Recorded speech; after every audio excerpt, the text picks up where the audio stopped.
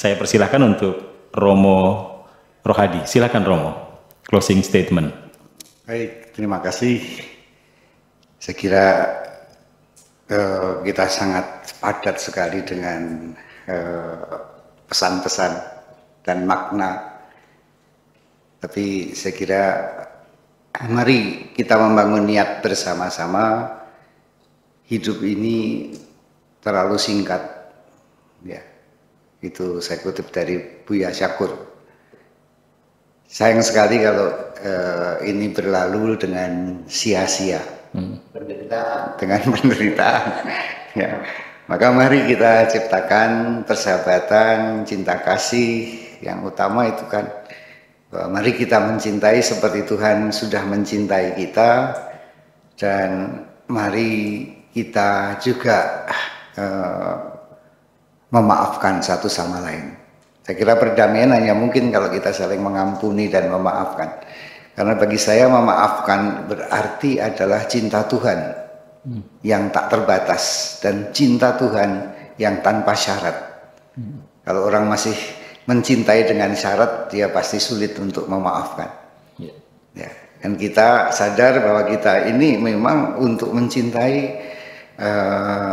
boleh dikatakan masih miskin.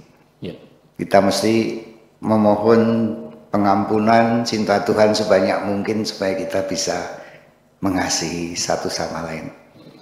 Terima kasih untuk kasih Tuhan melalui Buya Syakur dan Pak Afgan.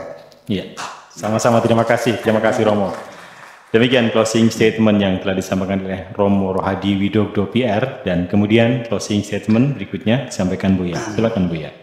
Ya, saya dalam closing statement kali ini saya tidak akan menyalahkan siapapun. Tanda kutip, saya tidak pernah menyalahkan siapapun, membid'ahkan siapapun, mengkafirkan siapapun.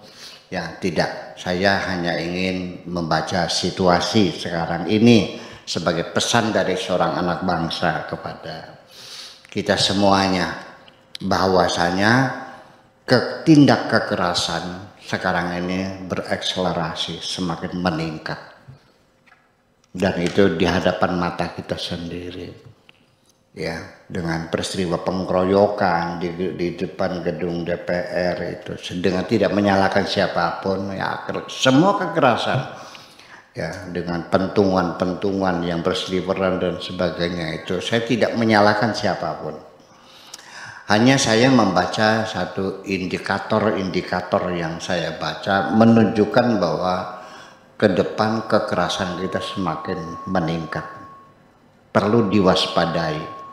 Sebab nanti seperti tensi darah kita. Orang sudah pernah hipertensi 200 ke atas. Sekalipun sekarang sudah 120 dengan minum kaptopril dan sebagainya, ramipril dan obat-obatan semacam itu terkendali, tapi harus minum tiap hari. Ya, begitu lengah naik lagi. Jadi sekali pernah naik akan mudah naiknya. Ini perlu Pak Polisi, ini mana barangnya? Ya, mesti tahu, mesti waspada. Terus akan mudah cepat terhangusnya. Karena kalau sudah begitu nanti perpecahan. Nanti bukan berarti saya menduga-duga akan ada pemberontakan melawan pemerintah. Tidak. Tetapi yang terjadi perpecahan di antara kita. Perpecahan di antara kita saja itu menyebabkan negara bisa bubar. Perpecahan di Irak itu perpecahan antar bangsa, antara anak-anak bangsa, antara sekte-sekte, bubar negaranya. Kalau Amerika mah hanya sekedar ini aja, mempercepat aja sesungguhnya mah. Syria juga sama, antara Syiah dan Sunni, dia juga sama. Dan di sini juga akan terjadi perpecahan antar umat Islam itu lebih keras daripada perpecahan dengan agama lain. Dan nanti akan membahayakan, mengganggu stabilitas, mengganggu keamanan negeri kita ini dan bubar. Nah, kalau negeri kita ini sudah bubar, bukan ada dulu orang menebak jadi 10, jadi 30 negara kecil Indonesia saya memperkirakan lebih dari 50 negara. Kalau bubar Indonesia, negara Madura, negara Bali, negara Lombok, negara Aceh, negara 50 negara lebih, Maluku Selatan, RMS juga negara Pasundan akan menjadi 55 negara dan nanti akan menjadi negara-negara satelit. Negara satelit itu nantinya akan mengorbit kepada planet yang lebih besar, yaitu menjadi anak buahnya negara-negara besar. Dan nanti kesananya hidup kita akan saling perang saudara. Saat negara Jawa, negara Sunda, negara Bali, apa yang diperbutkan? Rebutan perbatasan. Seperti di Timur Tengah, tiap hari perang rebutan perbatasan. Mau seperti itu? Nanti orang Indramayu akan bayar airnya Majalengka. Kan dari sana airnya. Bayangkan, akan menyengsarakan kita. Yuk, mari kita jaga, kita rawat persatuan dan kesatuan Indonesia ini. Yuk kita hidup beragama yang damai. Ya kan gitu. Jangan selalu agama itu mengajak pada permasalahan. Yuk kita hormati. Yang kunut ya kunut, yang tidak ya tidak, yang tahlil silakan, yang yakinnya beda ya jangan melakukan. Jangan menyalahkan orang lain. Serahkanlah kepada Tuhan. Siapa yang bakal selamat di kemudian hari? Allah yang menentukan.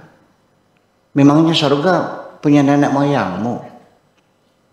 Ini satu catatan penting, bahwa kita menentukan orang masuk surga atau tidak masuk surga. Saya juga bukan sekarang dibully, pernah dibully juga dulu. Saya cuman dulu belum ada YouTube ya.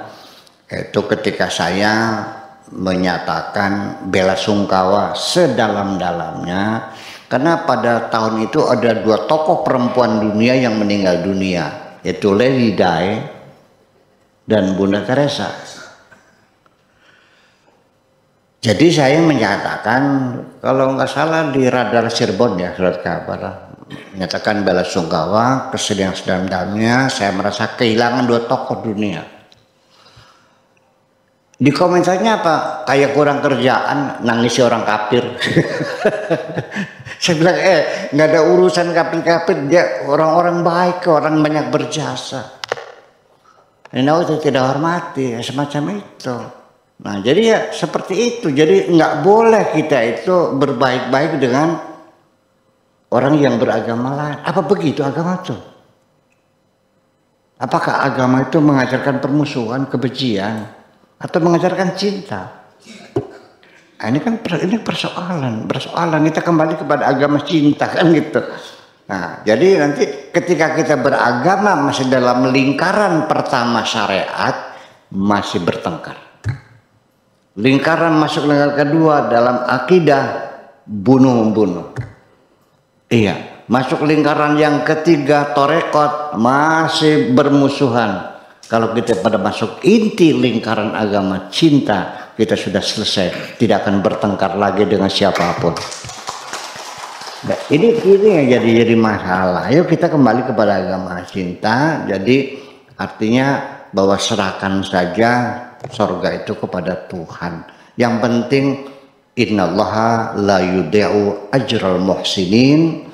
Allah tidak akan menyia-nyiakan kebaikanmu itu semuanya. Akan disimpan dan akan dibalas oleh Tuhanmu. Percayalah itu. Jangan mengklaim surga hanya aku. Jadi sudah di dunianya kamu hidup eksklusif, ya, berbuat baik hanya kepada sesama. Dan ini bukan pikiran sekarang. Di kitab-kitab tafsir referensi awalnya ada penafsiran radikal eksklusif begitu tuh. Yaitu ketika firman Tuhan, inna ja'alnakum syu'uban wa qabila lita'arafu innallaha inda akramakum indallahi atqakum, bahwa kamu dijadikan berbagai suku-suku, kabilah-kabilah untuk bekerja sama. Itu ditafsirkan oleh tafsir At-Tabarinya, kitab tafsir besar yang menjadi rujukan. Dikatakan bahwa kerjasama itu bukan antar agama, tetapi kerjasama antar umat Islam saja. Eksklusif penafsirannya. Itu bukan sekarang saja, jadi zaman dahulu kala. Nah, kenapa eksklusif? Eksklusif itu muncul pada peradaban suatu kebangsaan ketika sedang dalam top budaya. di puncak budaya, semua menimbulkan kesombongan. Baik Amerika, baik Cina, baik Rusia, baik Romawi, semua ketika bangsa Arab itu maju memimpin dunia, juga kesombongannya muncul.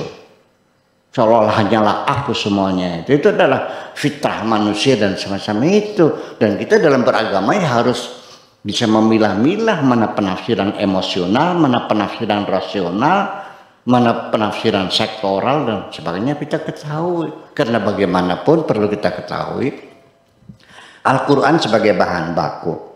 Nah, ketika para mufassirin, para interpreter itu menjelaskan Al-Quran, itu sangat dipengaruhi oleh latar belakang mufassir masing-masing.